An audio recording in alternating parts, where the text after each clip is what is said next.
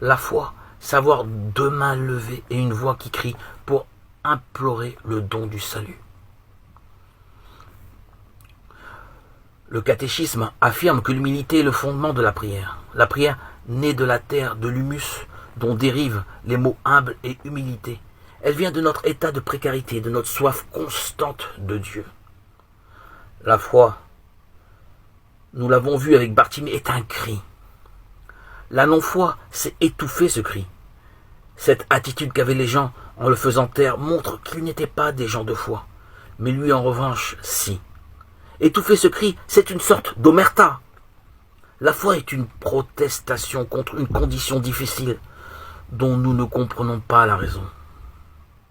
La non-foi, c'est se contenter de subir une situation à laquelle nous sommes adaptés.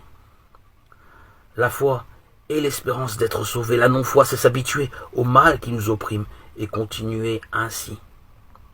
Chers frères et sœurs, nous commençons cette série d'enseignements avec le cri de Bartimée.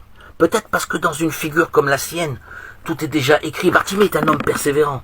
Autour de lui, il y avait des gens qui expliquaient qu'il était utile d'implorer, que cela resterait sans réponse et que c'était du vacarme qui ne faisait que déranger.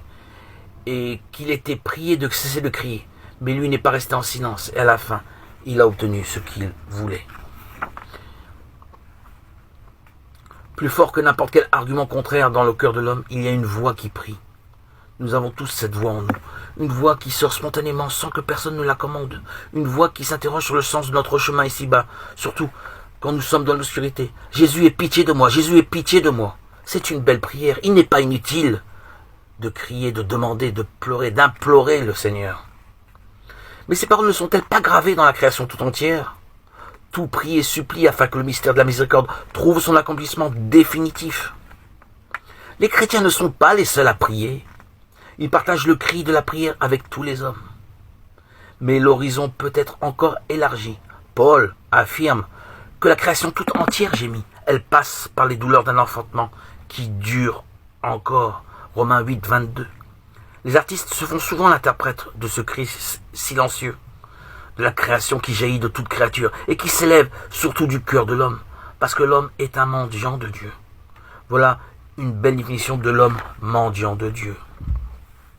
Autour de ce Bartimée, il y avait des gens qui expliquaient qu'il était inutile d'implorer, que cela resterait sans réponse, que c'était du vacarme, qui ne faisait que déranger et qu'il était prié de cesser de crier. Mais lui n'est pas resté en silence, et à la fin, il a obtenu ce qu'il voulait.